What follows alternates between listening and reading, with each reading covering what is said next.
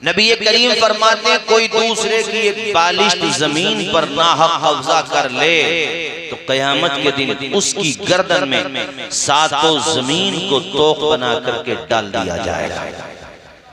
By force, by ruling party, by money, खानदान के बलबूते पर किसी कमजोर की जमीन पे कब्जा करके मूंछों को ताव देने वाले, तुझे पता है कयामत के दिन इसकी कितनी सजा भुगतना पड़ेगी।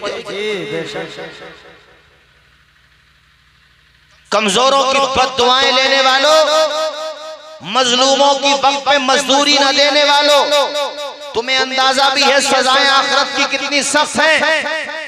कयामत का दिन होगा, नफ्सी नफ्सी का आलम होगा, कोई किसी का पुरसाने हाल न होगा। ऐसे वक्त में मजलूमों की ऐसी जमात भी आएगी, वो आकर के कहेगी अल्लाह, वो दुनिया का आलम था कि ये लोग नेताओं के जरिए से, दौलत के जरिए से, खानदान की ताकत के जरिए से और अपनी पावर के जरिए से इन्होंने हमारी बद्दुआएं ली, हमारे सीनों पे दाल मूंगी इन्होंने, हमें सताया इन्होंने, नाहक मारा इन्होंने, हमें परेशान किया इन्होंने। या अल्लाह हमें हमारा इंसाफ दिला। तो जानते हो अल्लाह ताला का इंसाफ कैसा होगा। वो कयामत का ऐसा दिन है मेरे साथियों कि बेसींग वाले जानवरों को भी इंसाफ दिया जाएगा। सींग वाले जानवर बेसींग वाले कर दिए जाएंगे। वो दुनिया में जिनके सींग नहीं थे अल्लाह ताला उनके सींग पैदा फरमाएगा और फरमाएगा कि तुम अपना बदला ले लो। जहां जानवरों को भी इंसाफ दिया जाएगा वहां अशरफुल मखलूकात के इंसाफ का पैमाना क्या होगा खुद ही अंदाजा लगा लीजिए। वो मजलूमों की जमात कहेगी, वो गरीबों की जमात, वो यतीम बच्चों की जमात, वो विधवाओं की जमात, वो कमजोर मजदूर लोगों की जमात, वो कहेगी वो दुनिया थी जहां खुलने नहीं दी थी ज़बां मेरी, ये महशर है यहाँ सुनना पड़ेगी दास्तां। हम लोगों ने मौत को तो कतन भुला दिया है, ये सोचते कि मरना है ही नहीं, ख्याल भी नहीं आता मौत का। अरे गौसे पाक के वालिद का अमल देखो, सिर्फ एक सेब खा लिया तो रो रहे हैं, एक सेब खाया है सिर्फ एक सेब और रोते जा रहे हैं। कुरान ने वलियों की डिफिनेशन बताई है, सिर्फ रंग बिरंगी कपड़ों पहनने का नाम विलायत नहीं है, सिर्फ मुरीदों की तादाद बढ़ा लेने का नाम विलायत नहीं है। विलायत नाम है तहज्जुद के सजदों में रोने का, विलायत नाम है 5 वक्त नमाज जमात से अदा करने का, विलायत नाम है अल्लाह की ज़रबे लगाने का, विलायत नाम है शरीयत के मुताबिक अमल करने का, विलायत नाम है गरीबों की दाद रसी करने का, विलायत नाम है यतीम बच्चों के सरों पे हाथ रखने का, विलायत नाम है बेवाओं के आंसू पूछने का। वली वो होता है जो बगैर परमिशन के अगर सेब खा ले तो रोता रहता है, यहाँ तक कि अल्लाह ताला के करम से साहिबे बाप उसकी गलती को माफ। नारे तकबीर, नारे रिसालत, नारे गौसियत, मसलके आला हजरत जश्ने गौसुल वरा अल्लामा मुफ्ती तौसीफ रजा मिसबाही, नारे तकबीर। सिर्फ मौलाना बोलिए, मौलाना मुफ्ती नहीं। तवज्जो फरमाइए आप लोग, ये हमारा समाज जो है, मैं चाहता हूं कि जिस तरह से हमारे वहां पर गौसे पाक की 11वीं होती है, हम अहले सुन्नत की अलामत है, हम करते आए करते रहेंगे, हमारे बुजुर्गों ने सिखाया है, हम छोड़ेंगे नहीं। लेकिन अब जरूरत है कि अपना मुहासबा भी करो। जिस दिन गौसे पाक की 11वीं की देख बने उस दिन अपने नफ्स को भी पकाओ, शरीयत की आग पर पकाओ और देखो कि अपना झूठ भी जलाऊंगा, अपनी कीमतें जलाऊंगा, बदकारियां छोड़ूंगा और गलत रास्ते छोड़ूंगा, शराब का रास्ता, सट्टे का रास्ता, बदकारी का रास्ता। ऐ मेरे गौस, जब उधर चावलों की देग बन रही है, इधर शरीयत के पैमाने में खुद को ढाल रहा हो, आज के बाद 5 वक्त का नमाज अदा करूंगा, तब अदा करो 11वीं इंशाअल्लाह। रंग देखो पूरे मोहल्ले का बदल जाएगा। वाह वाह, सुभान अल्लाह, बहुत खूब।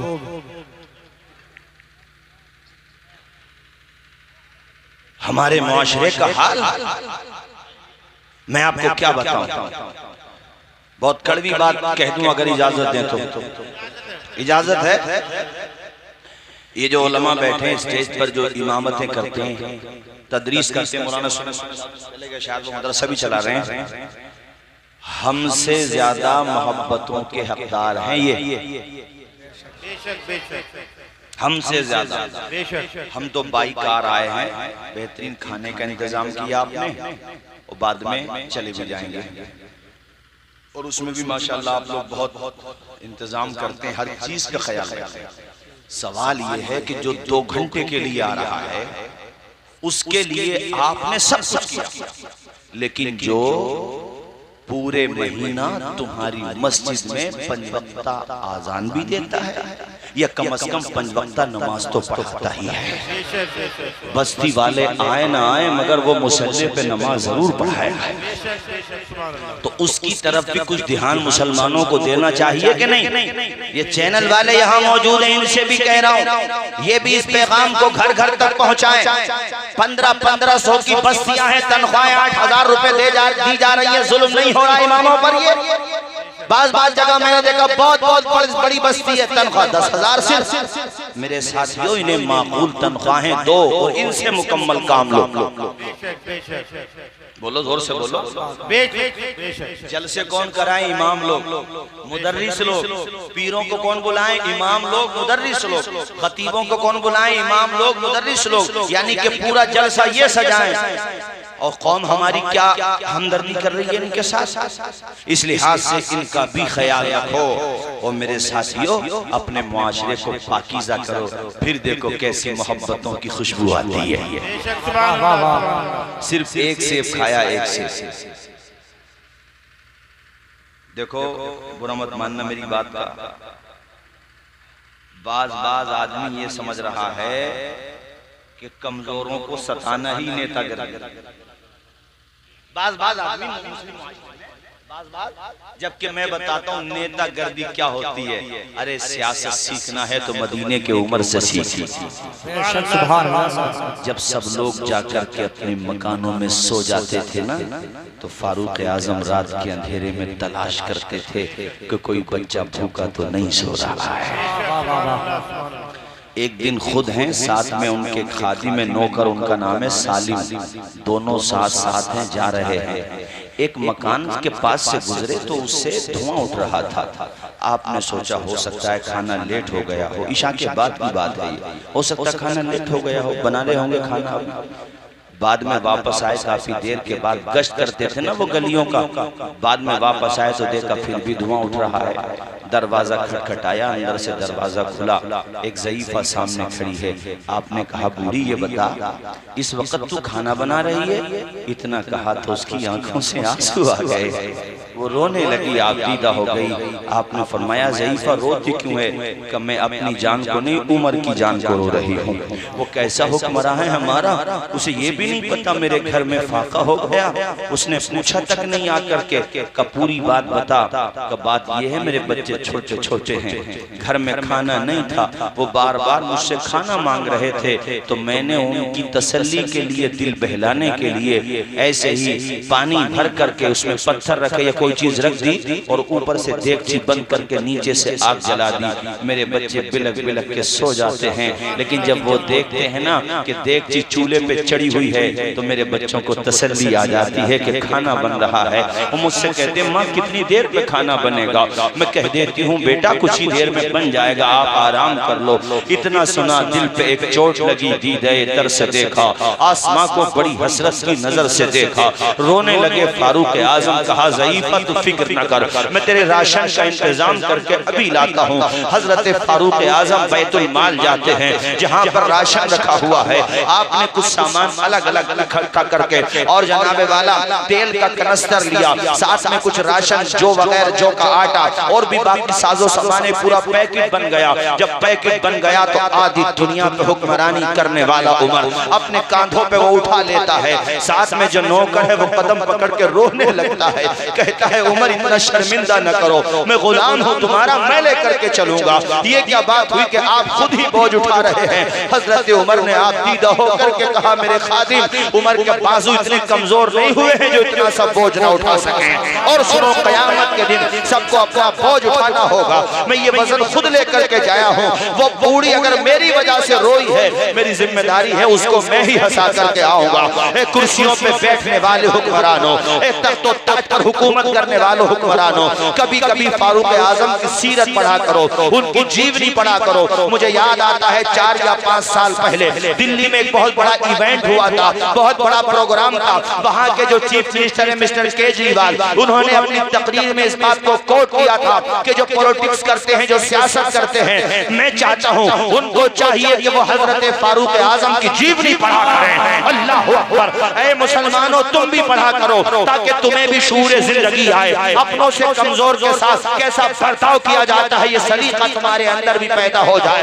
फारूक आजम वो बोझ लेकर के, वो कनस्तर लेकर के, वो खाने का राशन लेकर के, वो पूरा पैकेट लेकर के उस ज़ईफा के घर पे पहुंचे। जाकर के खुद ही आटे में पानी डाल रहे हैं, आटा गूंद रहे हैं, उधर तरकारी की देगचीज चूल्हे पे चढ़ा दी। इधर जब रिवायतों में यहाँ तक आया है कि अगर दौराने यानी खाना पकाने के दौरान अगर वो आग बुझ जाती तो आगे दुनिया पे हुक्मरानी करने वाला अपने मुंह से फूंक मारता और आग को सुभान अल्लाह, सुभान अल्लाह, सुभान अल्लाह। यहाँ तक के धुआं आपकी दाढ़ी के आर पार हो जाता, आपकी आंखों में धुआं आता जिससे आपके आंसू निकल जाते। वो ज़ईफा दूर करके उसकी आंखों में आंसू आ गए।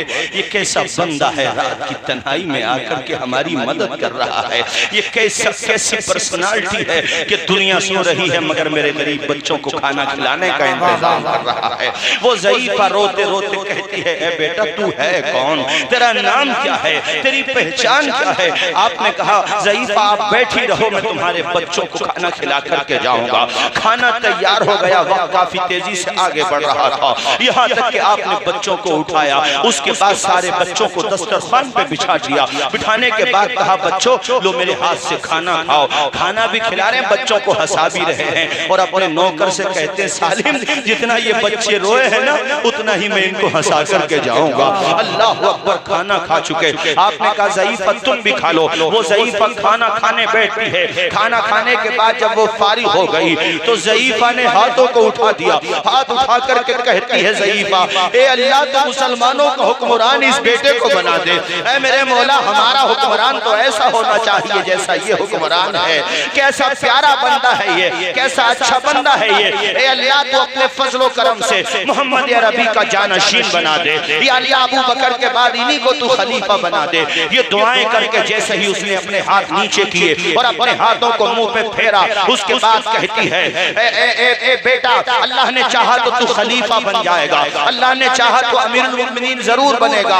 और बुरा हो उमर का, उमर इब्ने खत्ताब को बुरा कहने लगी। हजरत उमर ने आप दीदा होकर के कहा, ए ज़ईफा उमर को जो कहना हो आज ही कह लेना, कयामत में दामन न पकड़ना, कयामत के दिन उमर का दामन न पकड़ना। वो औरत कहती है उमर की इतनी हमदर्दी क्यों ले रहे हो?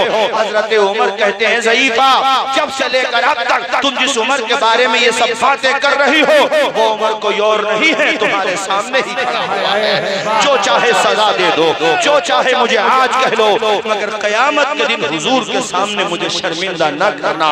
ऐसे थे हमारे हुक्मरान, ऐसे होती है गरीबों की मदद, इस तरह होती है कमजोरों की मदद। अल्लाह अकबर। उमर ने कहा ज़ईफा दिन भर मुझे खुतूत भी आते हैं दूसरे ममालिक से, लोगों के फैसले भी करना होते हैं, नमाज भी वक्तों पे पढ़ाना होती है, अपने बाल बच्चों को थोड़ा सा वक्त भी देना होता है। इस लिहाज से इंसान ही तो हूँ, कभी कभी ताखीर भी हो जाती है, मुझे माफ कर दो। वो ज़ईफा रोने लगी और रो करके कहती है अल्लाह हमारे उमर को सलामत रखना। बताओ मुसलमानों जब दुनिया में ऐसे हुक्मरान होंगे तो क्या मजाल है कहीं पर ना इंसाफी का जर्रा बराबर फैसला। वो दौर बहुत अच्छा दौर था, बहुत सच्चा दौर था। आज तो मैंने देखा है कि कोई मजदूर आदमी अगर किसी मालदार के यहाँ पे मजदूरी करता है तो वो मालदार मजदूरी नहीं देता। हुजूर ने फरमाया मजदूर की मजदूरी पसीना खुश्क होने से पहले तेरे सारे खर्चे हो रहे हैं पूरे, मजदूर को मजदूरी नहीं देगा। उसे क्यों परेशान कर रहा भाई? उसके बाल बच्चे नहीं है। और मजदूरों तुम पे कभी कोई परेशानी आ जाए, फाके हो जाया करे ना, तो अमीरों की बिल्डिंगें देख के दिल थोड़ा मत किया करो। और ये मत कहा करो हमारी किस्मत खराब है, जिसके दिल में ईमान की दौलत है उससे अच्छी किस्मत किसकी। मुसलमान की जबान पे तो ये जुमला आना भी नहीं चाहिए। फाके हो जाएं तो तब भी सजदे शुक्र अदा करो और कहो या अल्लाह तेरा शुक्र है, तू जिस हाल में रखे फाके करना भी मेरे हुजूर की सुन्नत है। और मेरी नजर में तो उन अमीरों से अच्छा है वो रक्षा चलाने वाला, उन अमीरों से जो अमीर दीन को भूल गए, जिन्हें मस्जिद मदरसे याद ही नहीं आती, जिन्होंने अपनी दौलत के खजाने इस तरह से जमा कर लिए जैसे कारून ने जमा कर लिए थे। उन अमीरों से वो रक्षा पोलर अच्छा है कि रक्षा चला रहा और सवारी लेने जा रहा था, कहीं से फोन आया कि भाई 100 रुपए मिलेंगे, 2 सवारियां हैं, हमारी सवारी जरा वहां तक पहुंचा दो। और रास्ते में गुजर रहा था कि मस्जिद से आजान की आवाज आई, हैया अलस्सलाह, ओ बंदे नमाज को आजा। उसने कहा या अल्लाह तू ही रज़्ज़ाक़ है, तू ही मेरा मालिक है, जब तूने मुझे पैदा किया है तो रोजी भी तू ही अता फरमाने वाला है। वहीं पे उसने अपना रक्षा रोक दिया और रक्षा रोकने के बाद उसने नमाज अदा की। पता है खुदा की रहमतें कैसे झूमती होंगी। रब फरमाता यकीनन अपने फरिश्तों में वो अनेक बंदों पर मुबाहात फरमाता है। देखो तुम कहते थे कि मैं इंसान को क्यों पैदा कर रहा हूँ, तुम बुरों को देख रहे थे, मेरी निगाहें रहमत इन अच्छों को भी देख रही है। देखो मेरे इस बंदे को कि इसके घर में फाके भी हो जाते हैं मगर फिर भी सजदा नहीं छोड़ता। हमारी माएं बहनें भी बैठी हैं, इनके लिए भी एक वाकया सुनाना चाहता हूँ। अल्लामा कमालुद्दीन दुमैरी बहुत बड़े आलिम दीन हैं, 3 जिल्दों में किताबें उनकी हयातुल हैवान। अमेरिका यूरोप में कई कॉलेजेस में शामिल है वो किताब, निसाब में सिलेबस, इतनी बड़ी किताब है। उस किताब में एक वाकया लिखा, वो सुनो जरा। माँ बहनों तुम्हारे लिए सुना रहा हूँ ये, और आप भी सुने। आपके घर में जो खवातीन जलसे में नहीं आ सकी हैं उनको जाकर के सुबह जरूर सुनाना जो मैं आपको बता रहा हूँ। एक औरत कपड़े मैले थे घर पे, कुछ पुटलियां बनाती है और बनाने के बाद अपने सर पे रखती है और दूध पीता बच्चा है उसके साथ, बच्चे को गोद में लेती है। यानी एक हाथ से उसने बच्चे को संभाला, दूसरे हाथ से कपड़े की पुटलियां की। ये उस जमाने की बात है भाइयों, जब नल ट्यूबवेल कहाँ थे पहले, ये तो मैं बहुत पुरानी बात सुनाने लगा। तो वो नहर पे, जैसे अपने रास्ते में नहर पड़ती है, ऐसे नहर पे या कहीं कोई बड़ा तालाब होगा या कोई बहरहाल नहर की पानी का चश्मा था जंगल में, वहां जाकर के वो कपड़े धोने में मशगूल हो गई। साथ में वो खाना भी ले गई थी थोड़ा सा। तो खाना जो है जब दोपहर का टाइम हुआ तो कुछ कपड़े धो चुकी थी, कुछ बचे थे, वो जो है कपड़े धोने लगी। और जब कपड़े धो करके फारिग हुई तो खाने की हाजत हुई तो वो खाना खाने बैठ गई। अभी खाने का पहले ही लुकमा मुंह के करीब गया था, इज़ जा अचानक एक मांगने वाला आ गया, एक भिखारी आ गया, एक मंगता आ गया। उसने कहा बहन मैंने कई रोज से खाना नहीं खाया है, थोड़ा सा खाना मुझे दे दो, अल्लाह ताला तुम्हारा दोनों जहान में भला करेगा। उसने दुआएं दी तो इस औरत का दिल पिघल गया, रहम दिल की तरस आ गया और इसने अपना सारा खाना फकीर को दे दिया। फकीर ने कहा बाबा थोड़ा सा खाना तू भी खा ले। तो पता औरत ने क्या कहा, आपने पता नहीं कब से नहीं खाया होगा, मैं तो शाम को जाकर के घर पे भी खा लूंगी। बेशक सुभान अल्लाह सुभान अल्लाह। अब एक कमजोर आदमी को कोई खाना दे दे तो वो कितनी दुआएं देता पता है तुम्हें। वो रोता रोता दुआएं देता हुआ बेचारा वो खाना खा के चला गया। इसके कुछ कपड़े बचे थे वो धोने लगी। इसने अपने बच्चे को एक दरख्त के नीचे या कहीं पर लिटा दिया था ताकि जाऊंगी तो मेरा बेटा सो रहा, साथ में ले जाऊंगी शाम को। जब ये उस दरख्त के पास गई, फारिग होने के बाद कपड़े उपड़े से फारिग हो गई तो इसकी आंखें फटी की फटी रह गईं, चूंकि इसका बच्चा वहां था ही नहीं, गायब हो गया। एक माँ का बच्चा बयाबान जंगल में गायब हो जाए तो जरा सोचिए माँ के कलेजे पे क्या गुजरेगी। हमारे बच्चे स्कूल वैन में ना आए ना, जिस स्कूल की बस में बच्चे पढ़ने जाते हैं उस स्कूल वैन में बच्चा ना आए तो कॉलेज को फोन किया, हमने पता चला कि यहाँ से तो चला गया आपका बच्चा। तो माँ है, बाप भाई घर वाले खाना खाना छोड़ देते। और वो तो जंगल की मैं बात बता रहा हूँ। तो वो पागलों की तरफ चारों तरफ दौड़ने लगी, या अल्लाह मेरा बच्चा कहाँ चला गया। रोती जाती है, बच्चे को तलाश करती है, मौला मेरा बेटा कहाँ चला गया। यहाँ तक कि उसकी नजर पड़ी एक झाड़ी पर। उसने देखा झाड़ी के पीछे भेड़िया खड़ा है और भेड़िए के मुंह में बच्चा पड़ा है। ये कह लो कि मौत के मुंह में माँ होती है, माँ तो माँ होती है। बोलो ना माँ के नाम पे, जरा झूम के बोलो माँ के नाम पे सुभान अल्लाह। माँ तो माँ होती है और जिसकी माँ नहीं होती है उससे पूछो माँ। वो एक अफसाना है तो अफसाना मगर बात सच्ची है कि एक बच्चा स्कूल पढ़ने जाता था, रोजाना उसकी टीचर उसे डांटती थी रोजाना। एक दिन वो बच्चा सीधा अपनी माँ की कब्र पे गया और उसने बस्ता माँ की कब्र पे बहुत जोर से फेंक करके मारा और रोने लगा कि माँ मुझसे रोजाना मेरी टीचर कहती है कि तू कैसा है, न तेरे बालों में कंघी है, न तेरी आंखों में सुरमा है, न सलीके के कपड़े हैं तेरे, न तेरे ड्रेस पर प्रेस की हुई होती है। माँ मैं कैसे समझाऊं अपनी टीचर को कि अब वो हस्ती दुनिया में नहीं रही जो मेरे बालों में कंघी करती, मेरी आंखों में सुरमा लगाती, जो मुझे बन सवार करके दूल्हा बना करके भेजती, जो मुझे सजा दजा करके भेजती। अब मेरी वो माँ नहीं रही। तो माँ की याद करके वो बच्चा कब्र पे बड़ी देर तक रोता रहा।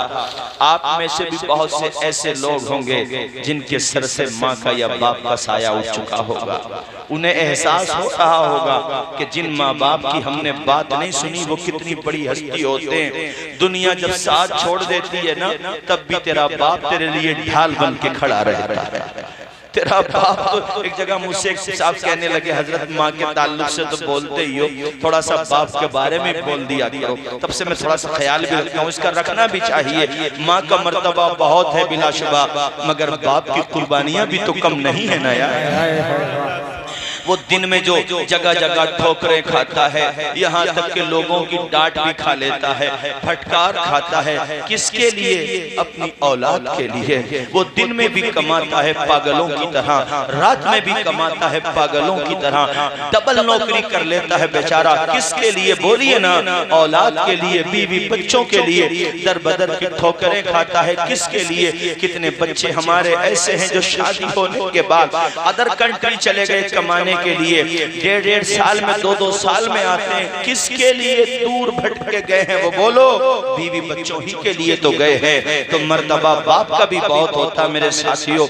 अगर कभी तुम्हें बीमारी हो जाए, अस्पताल में डॉक्टर हजरात ने कहा कि ऑपरेशन होगा, 2 लाख का इंतजाम करना है, तेरे पास तेरे बाप के पास 2000 भी न थे, बेचारा वो 2 लाख कहां से लाता?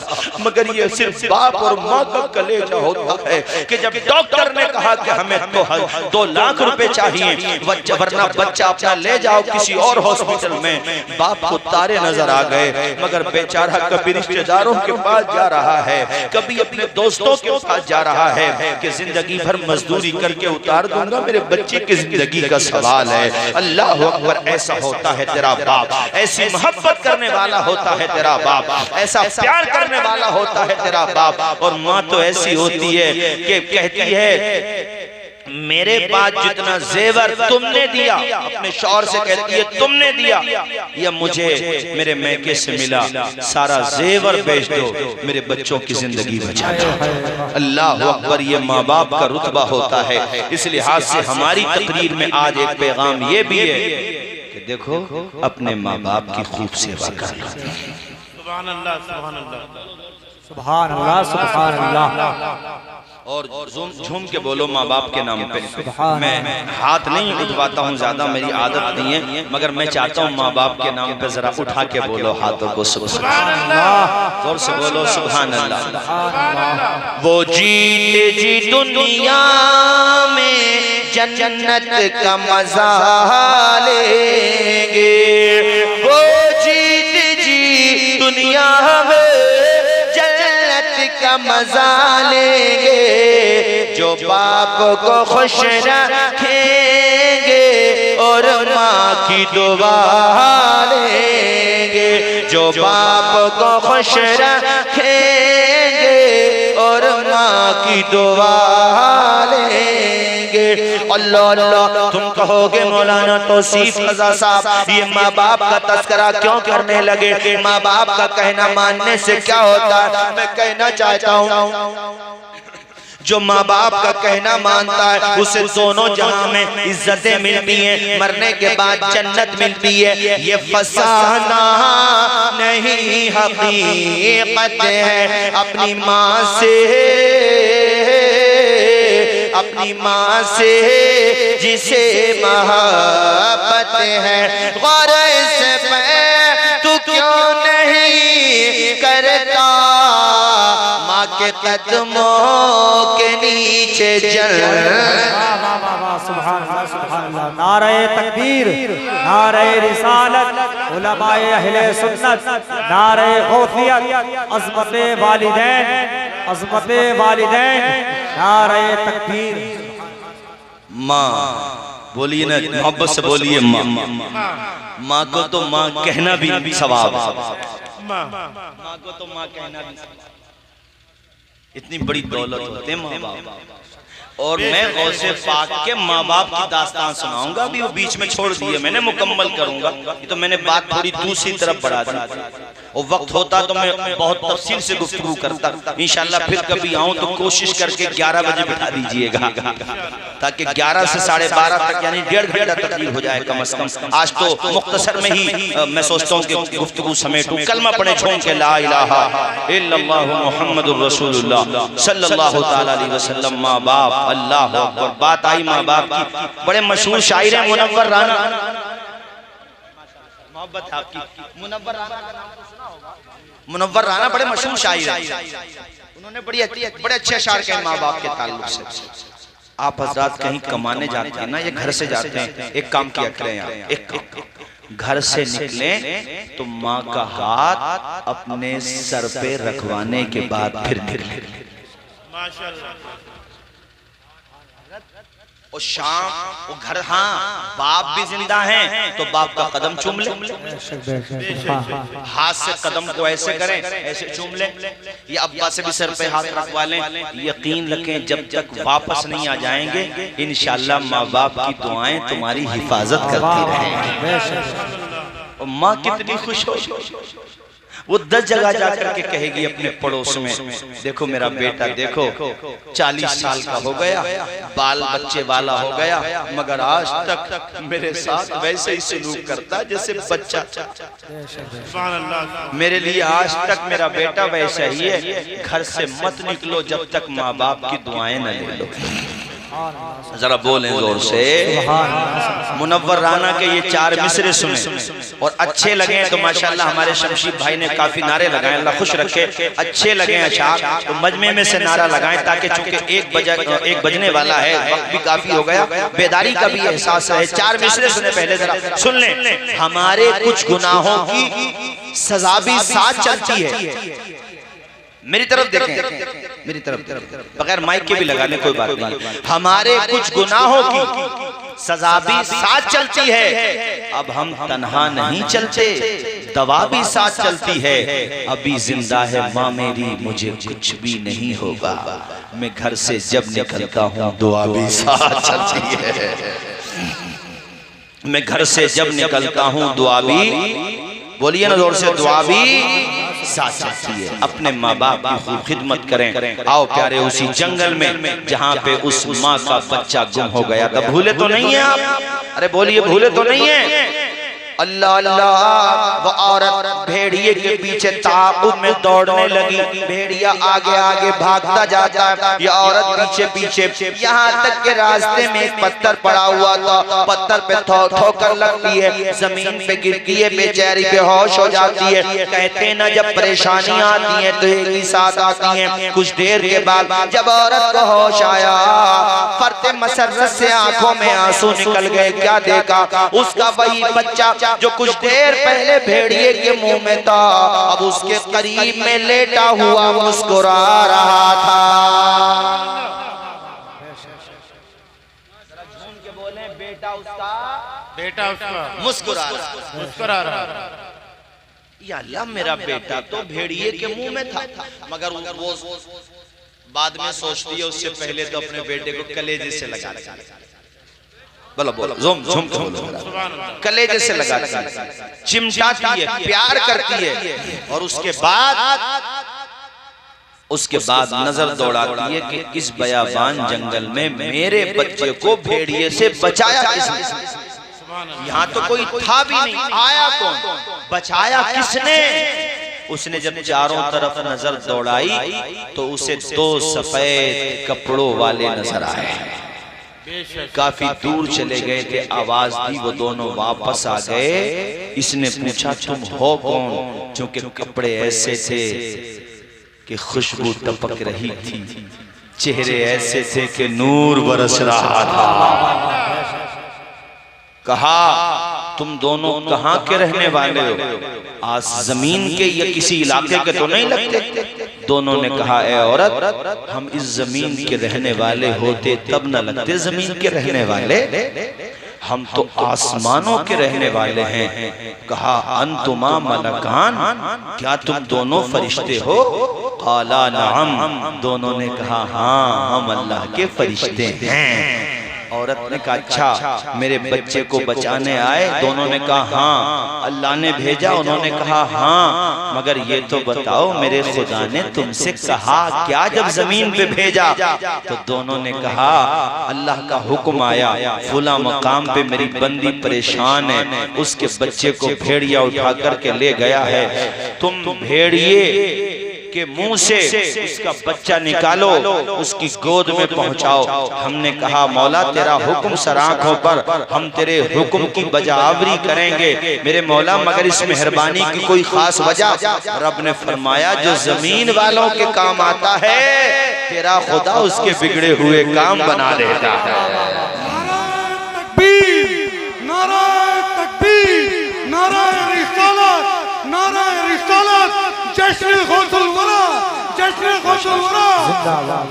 माशाअल्लाह, अल्लाह खुश रखे, अल्लाह शादो आबाद रखे, दोनों जहान में बरकतें अता फरमाए। तो बताओ वो दोनों कौन थे?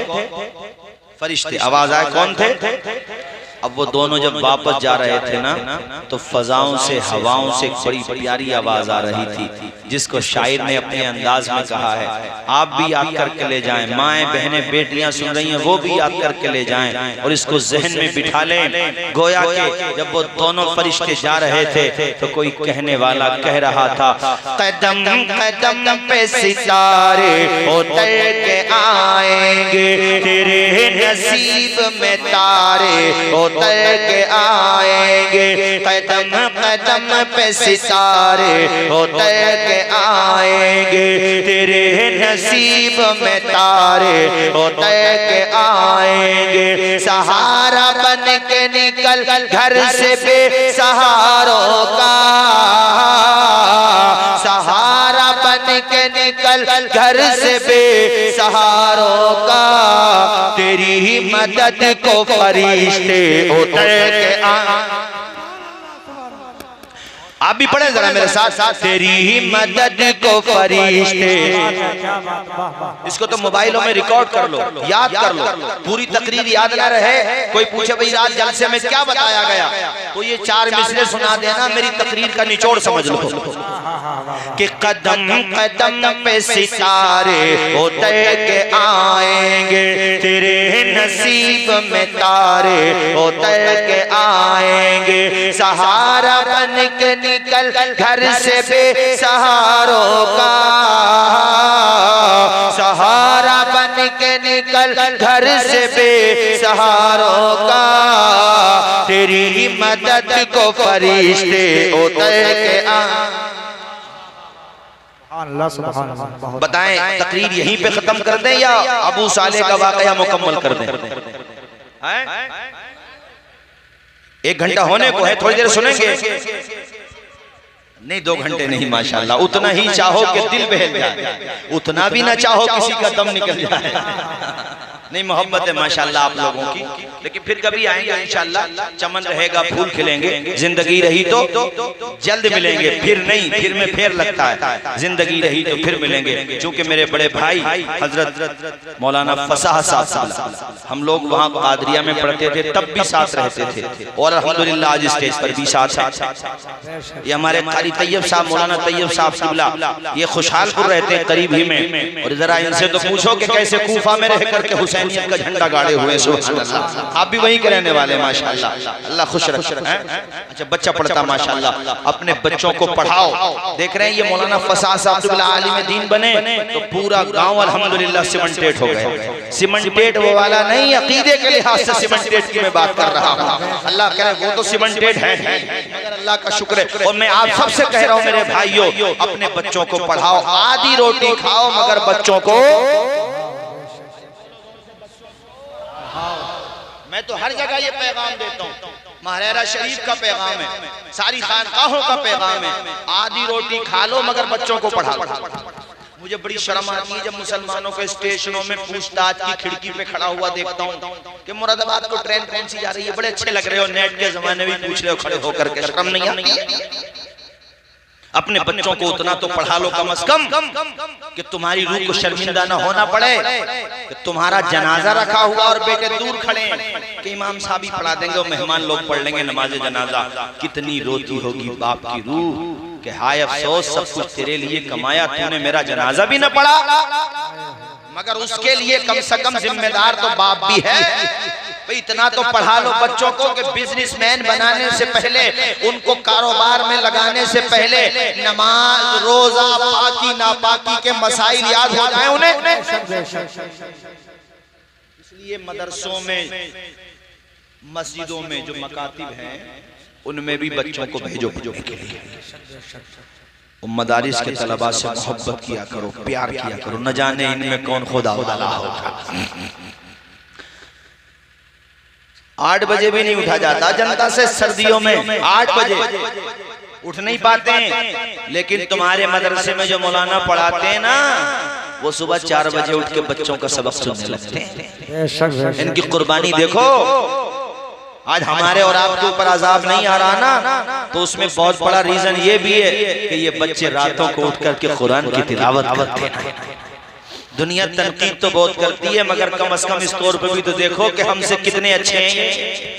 5 टाइम की नमाज तो पढ़ी रहे कम से कम, बच्चों को पढ़ा रहे हैं। यकीनन जो इस्लाही पहलू हैं उसको नजरअंदाज नहीं कर रहा, उनको मजीद इस्लाह की जरूरत है। मैं ये नहीं कह, मैं इस बात को तो मान रहा हूँ, मगर मैं दूसरा पहलू ये बयान कर रहा हूँ कि जो सिर्फ तनकीद ही करते हैं, सवाल ये वो क्या करते हैं?